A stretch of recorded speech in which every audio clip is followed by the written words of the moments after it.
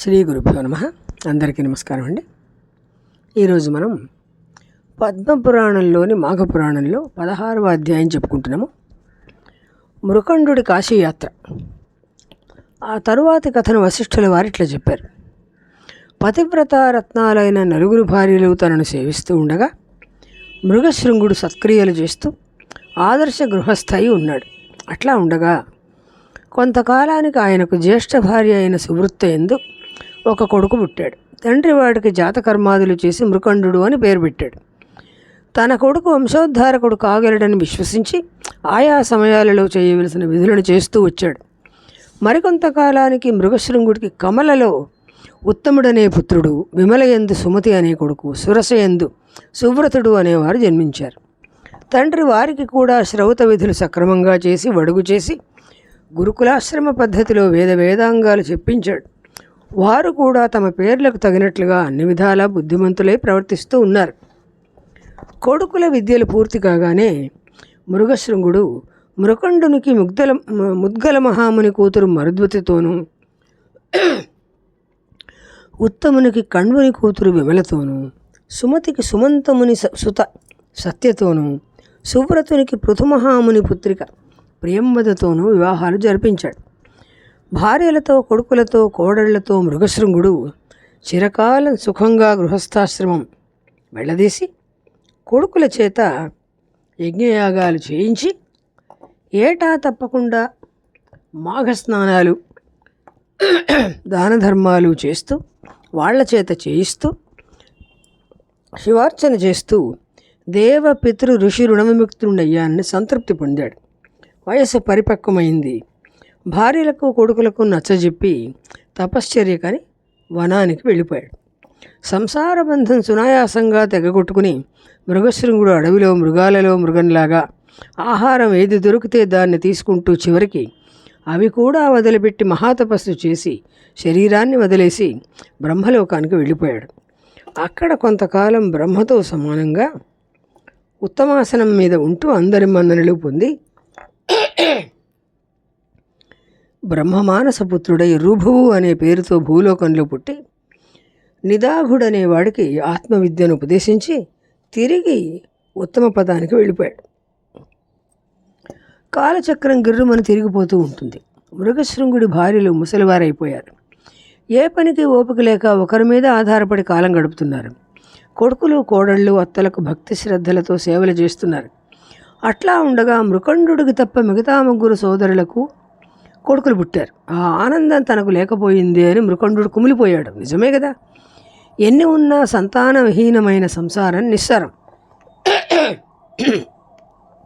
కాశీకి వెళ్ళి శుభంకరుడైన శంకరుని గురించి తపస్సు చేసి ఆయన అనుగ్రహ ఫలంగా పుత్రుని పొందాలి అని సంకల్పించుకున్నాడు మృకండు. తల్లులకు, భార్యలకు, తమ్ములకు చెప్పాడు.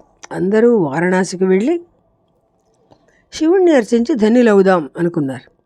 మంచి ముహూర్తం చూసుకుని కాశీకి ప్రయాణం కట్టారు. అదే సమయంలో ఆ దేశపు రాజు రాష్ట్ర వివర్ధనుడని ఆయన భార్య, బంధుమిత్ర, మంత్రి, పురోహితులతో తగిన పరిజనంతో కాశీకి ప్రయాణిస్తున్నాడు. వాళ్లతో కలిసి మృకండు కుటుంబం కూడా ప్రయాణం సాగించింది. అక్కడక్కడ ఆగి వెళుతున్నారు. ఆ సమయంలో మృకండు కాశీ మహాత్మ్యాన్ని కథలుగా చెప్తూ వాళ్ళందరినీ ఆనందపరుస్తూ ఉండేవాడు. దరిద్రుడికి, దుష్టభార్య గలవాడికి, చెడు పుత్రులు గలవాళ్ళకి, కురూపులకు కాశీయే శరణ్యం. సంసారమనే పాముకాటు తిన్నవాడికి, ఇంద్రియ సుఖాలనే విషం తలకెక్కిన మూర్ఖులకు, వివేకం లేని ప్రాణులకు విశ్వేశ్వరుడైన శివుడే ఉత్తమగతి. కాశీకి అల్లంత దూరంలోనే పవిత్ర గంగాజలాల నుంచి వీచే చల్లని గాలి తగలగానే మానవుల సంసార తాప బాధలు చల్లారిపోతాయి. కాశీని స్మరిస్తే చాలు పుణ్యం కలుగుతుంది. కాశీని చూస్తే అంతఃశత్రువుల బాధలు అణగిపోతాయి అని మృకండు కాశీని గురించి ఉపన్యసిస్తూ ఉండేవాడు. కొన్ని ప్రయాణాల తర్వాత అందరూ కాశీ చేరుకున్నారు. మృకండు అందరినీ వెంటబెట్టుకుని ముందు మణికర్ణికలో స్నానం చేసి వందనాదులు చేశాడు. తరువాత పితృతర్పణాలిచ్చి ఆ తీరంలో ఉన్న సాధువులను పూజించి సంతృప్తిగా బీదలకు అన్నదానం, వస్త్రదానం తాను చేసి అందరి చేత చేయించాడు. తరువాత డుంఠి విఘ్నేశ్వరుణ్ణి పూజించి అట్లాగే అన్నపూర్ణ విశ్వేశ్వరులను కూడా ఆరాధించాడు. అన్ని ధర్మాలు తెలిసినవాడు కనుక క్షేత్రోపవాసం ఆ రాత్రి జాగరణ చేశాడు.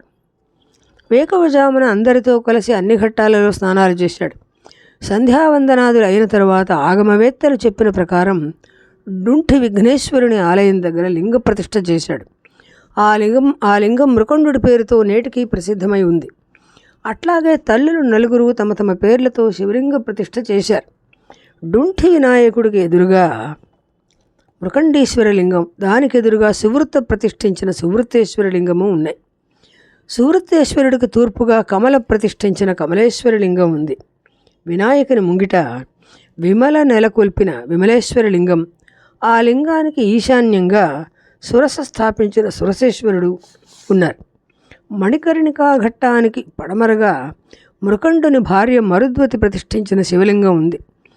ఆ దేవుణ్ణి చూసినంత మాత్రాన దైవత్వం లభిస్తుందని, ఆయన తల్లులు నెలకొల్పిన శివలింగాలను పూజించిన వారికి ముక్తి కలుగుతుందని, మృకండుడు ప్రతిష్ఠించిన శివలింగాన్ని సేవించిన వారికి కోరిన కోరికలన్నీ నెరవేరుతాయని పురాణ ప్రసిద్ధి. ఇట్లా వారు ఒక ఏడాది పాటు గంగా స్నానం చేస్తూ అన్నపూర్ణ విశ్వనాథులను ఆరాధిస్తూ శివ పంచాక్షరిని జపిస్తూ శివలీలను చెప్పుకుంటూ ఉండగా మృకండుని తల్లులు ఒకనాడు మధ్యాహ్న కాలంలో మణికర్ణికలో స్నానం చేసి శివాలయానికి ప్రదక్షిణం చేస్తూ భవ ఈశ శూలపాణి శివ అంటూ కింద పడిపోయారు. వెంటనే భక్త సులభుడైన పరమశివుడు వచ్చి వారి తలలను ఎత్తిపట్టుకుని నలుగురి చెవులలోనూ ఓంకారాలను ఉపదేశించాడు. ఈ ఘట్టంతో మనం పద్మపురాణంలోని మాఘపురాణంలో 16వ అధ్యాయాన్ని పూర్తి చేసుకున్నామండి. రేపు 17వ అధ్యాయం చెప్పుకుందాము. స్వస్తి.